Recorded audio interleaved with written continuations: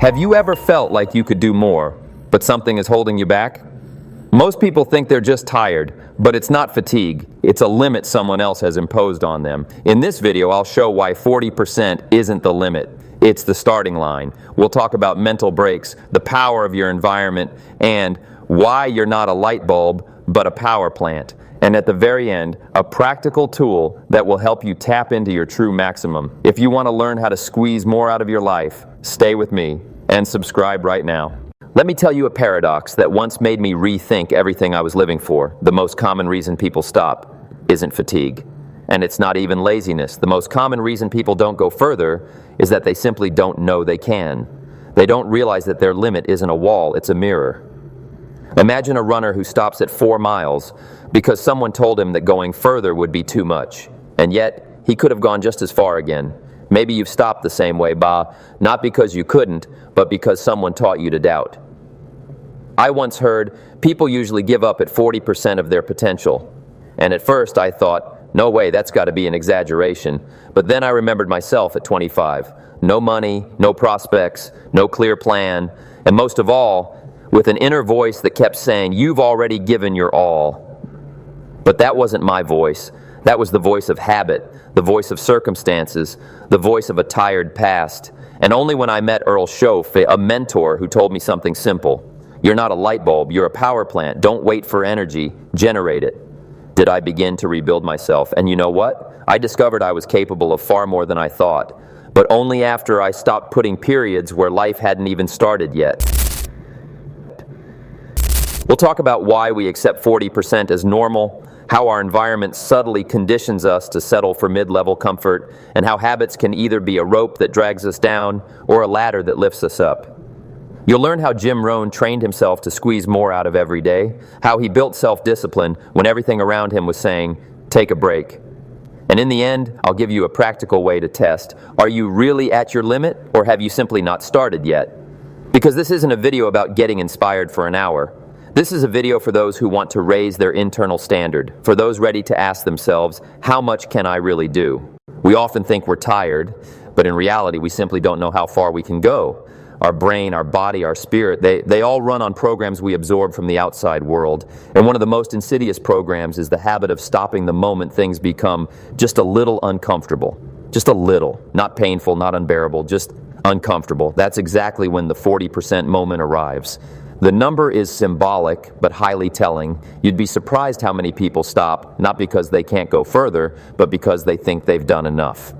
We're built in a way that the brain tries to conserve energy. It feeds you phrases like, that's enough, this is fine, why push it? What am I, a robot? Sound familiar? And so you're still breathing, but no longer truly living. You're completing plans, but not creating breakthroughs. You're living like a light bulb, shining only as much as the current allows. But as I've said before, you're not a light bulb, you are a power plant. That realization didn't come to me right away. At 25, I had debt, fear, disappointment, and blame. Everyone was at fault. The government, the company, the boss, the circumstances, my childhood, the weather, the stars. Then I went to a seminar hosted by my future mentor, Earl Schoaf. He looked at me and said, young man, you don't lack strength, you lack standards. And that phrase hit me like a jolt of electricity. Standards, not inspiration, not talent, not luck, but standards. What I accepted as normal for myself. And that's where true transformation begins. When you raise the bar, not in your achievements, but in your self-concept. That's when I decided, no more just fine, no more good enough. I started waking up earlier, not for someone else, not for myself. I began reading books that didn't entertain me, but shaped me. I learned to think with discipline because, as Schoaf said, everything you have now is a result of who you've become. And if you want more, become more. Many people ask, but isn't that hard?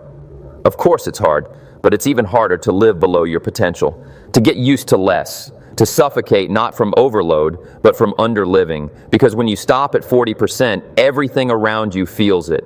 Relationships become shallow, work becomes flavorless, self-esteem becomes shaky. You start doubting your own capacity because each day you sign a silent contract with mediocrity. You know, I often compare it to running in the fog. You can't see the finish line, and it feels pointless to keep going. But that's the moment you have to trust not your sight, but your rhythm.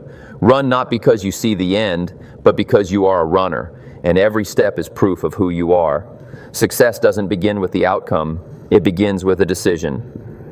Once at an event, I said, success is not something you chase, it's something you attract by becoming a better version of yourself. And it works both ways. If you let yourself slip, you attract chaos. If you grow, you attract opportunity. But only if you operate not on autopilot, but with conscious intent every single day. I remember when I started writing down my goals daily, not once a year, not just before New Year's, every day. It was my personal ritual, not because I doubted, but because I was growing. And you know what happened after a few months? I didn't just start achieving more, I started feeling different. My sense of self transformed. I became a different man, not by accident, by choice. Now listen to me carefully, this is just the first key. We haven't reached the depth yet, because the most powerful part is still ahead. We haven't yet talked about what's really holding you back. We haven't examined your environment. And most importantly, we haven't touched the practice that will show you how much fuel is really left in your tank. And you'll be surprised. But before we go there, I want you to do one small thing. Ask yourself, at what percentage am I living today? Not in achievements, in energy, in honesty, in the decision to be more than I was yesterday. And write it down, because very soon we're going to find out, is this really your maximum or just a temporary stop on the road to your true self? Imagine a person trying to escape a trap. They're paddling, struggling, breathing heavily, but every time they rise a little, something pulls them back, and they begin to think, maybe I'm just not capable of more. But the truth is different. What's holding them back is their environment. People who are used to your 40% will never let you hit 100 because it would call their own choices into question. I learned this the hard way. When I first started changing, not everyone cheered. Some said, why do you even need this? Others, you've changed, haven't you? That was the first time I truly heard the sound of an invisible chain. Not physical, not harsh, but saucy, but soft and sticky. The chain of habit, mutual comfort, and shared mediocrity. But I made a decision. If I wanted to become different, I needed to be among different people. And here I'll mention Earl Schaff again. When I started learning from him, I wasn't just attending lectures, I immersed myself in a new universe. He told me something that flipped my worldview. You are the average of the 5 people you spend the most time with. 5. I sat down and wrote out my 5. And I had to pause. 2 constantly complained. 1 lived in the past, another was afraid of every step. Only 1 dared to dream. I realized there was a crowd battling inside me, but I got to choose who stayed close. Changing your environment doesn't always mean cutting off friends or family. It means shifting the energy, changing your frequency, starting to attract those who are already living on the level you aspire to reach. Sometimes that means staying silent where you once argued. Sometimes it means listening instead of pushing your opinion, but it always means choosing. Am I climbing up or staying put because it's comfortable? I started attending new circles. I listened to people who had achieved what I only dreamed of, and though I often felt small next to them, that was a sign of growth. You don't grow when you're always comfortable. You need some discomfort, a challenge, that feeling that says, I'm not there yet, but I'm no longer here. Why is this so important? Because your environment sets your normal. If everyone around you believes that working 9 to 5 is the ultimate dream, you'll subconsciously begin to believe it too. If everyone jokes about failure, you'll fear taking risks. If everyone lives at 40%, then 41% feels heroic. But only when you see someone living at 80%, 90%, 100%, a spark goes off inside you. Why not me? That happened to me when I met people living with purpose. They didn't just earn money, they created impact. They didn't just work, they built. I remember one of them telling me, Jim, money is a side effect of growth. True wealth is who you become in the process. And I understood, your environment isn't just background noise, it's your spiritual temperature. And if you want to boil, you need to be somewhere that heat is possible. But how do you know your environment is holding you back? Here are a few signs. First, you rarely feel inspired. Second, every new idea is met with doubt, not support. Third, there's more criticism than curiosity. And most importantly, you leave conversations feeling drained, not uplifted. I'm not saying run away from everyone, I'm saying form a second circle. A wheel that turns you forward, people who talk about the future, not others, who plan instead of complain, who search for solutions instead of problems. And that kind of environment will appear when you become the kind of person who demands more. I remember when I started spending time with entrepreneurs. I had nothing yet, but I could already feel my thinking change. My questions changed. Not should I try, but how exactly can I do it? Not will it work, but what's the price? And that shifted my entire mindset. I wasn't just an optimist anymore. I became a doer. I no longer needed anyone to push me because something else had taken over inside. Not 40%, not 60%, but a full conscious maximum. Now let me ask you, who are your five? What thoughts surround you every day? What language fills your space? Because if you want to change yourself, change the air you breathe. You can't soar while inhaling the dust of habit. You need fresh air, the air of growth. And this isn't some dramatic metaphor. This is practical truth. Because only when you're in a space where 100% is the baseline, where daily progress is the norm, will you start to feel that it's actually possible. And then your entire system will begin to rewire. You'll start shedding the unnecessary, feeling more, seeing further, and most importantly, acting bolder. But even that's not the end. We haven't yet talked about the core, how to unlock the energy that's already inside you, but dormant, how to stop waiting for inspiration and start generating it, how to finally become not a consumer of energy, but its source. Because the real breakthrough doesn't start out there. It starts the moment you say, I am the power plant, and I create my world. And that's what we're going to dive into next. If you're still here, that means you're already nearing your 60%. But I'm not letting you go just yet because we're about to raise the bar. Are you ready? So we've already come a long way together. We've shaken off the old limitations, the ones that stop us at 40%. We've looked straight at the kind of environment that often feeds us comfort instead of growth. But one final and most important zone remains. The zone where true power is born. Power not just for yourself, but for others too. It's not inspiration, not willpower, not random motivation. It's your internal power plant. Do you know why this metaphor inspires me so deeply? Because it's more profound than it seems. A light bulb shines only when someone switches it on. It's passive, dependent, limited. But a power plant, that's a source. It generates, it produces, it gives. But, and this is key, only when it's tuned and aligned, when all its parts work in harmony. And that's exactly what we're going to talk about now. When I began changing my life, I ran into a new question. Where do I get the strength every day? Because motivation came sometimes, but sometimes it didn't. And I realized I didn't need emotional spikes. I needed a system that works regardless of circumstances, like a generator. That's when I began building my inner power plant. And the first thing I fed into it was a philosophy. You've probably heard me say, don't wish it were easier, wish you were stronger. That's not just a nice quote, that's the core. When you believe the world must change, you wait. When you believe you must change, you act. And that's when the system kicks in. You no longer wait for favorable conditions. You create them. You don't rely on external energy because it's already flowing from within. I remember one day I had to speak in front of a huge audience. I was exhausted. A week of flights, meetings, almost no rest. And there I was, backstage, listening to my inner voice whisper, maybe give a little less this time. People won't notice anyway. But then I remembered, I am a power plant. My job isn't to conserve energy, it's to create it. So I stepped on stage with a smile, with fire, with passion, not because I had the energy, but because I remembered who I was. And you know what happened? The fatigue vanished. The audience came alive. And I felt it again. The source is in me. So the question is, how do you build it? How do you construct that station inside yourself? First, a daily routine. I always say, discipline is the bridge between desire and achievement. What you do every day builds you. Even the small things, especially the small things, waking up a little earlier, reading instead of scrolling, starting the morning with a plan, not with chaos. This isn't just productivity, it's a way to remind yourself, I am a creator, not a victim. Second, long-term thinking. A power plant isn't built for one moment, it's designed for years. And so are you. Your strength isn't in one big leap, it's in the thousands of small steps you take, even when no one sees, even when no one claps, even when the result is still on the horizon. Because true inner strength is movement without applause. Third, service to others. Yes, it may sound counterintuitive, but the more you give, the more energy you unlock. When I began sharing my experiences, mentoring, helping, I realized something. I was growing too. A person's energy rises when they become useful, and then your power plant starts lighting not just your path, but others too. But there's one more piece the system can't run without: responsibility. Yes, it's heavy, it's not as glamorous as dreams, but only it flips the switch.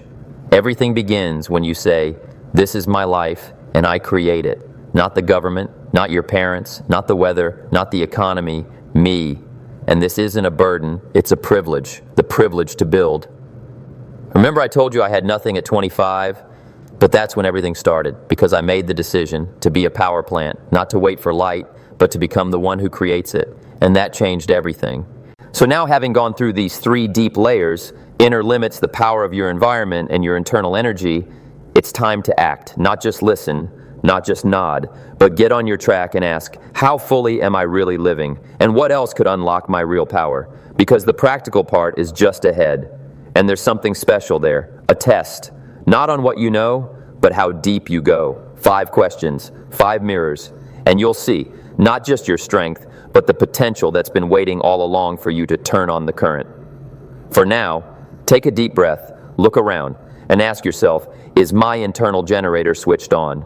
Now it's time for action. You've listened to a lot, you may already feel something starting to move inside, but true transformation is solidified through action, through honesty with yourself.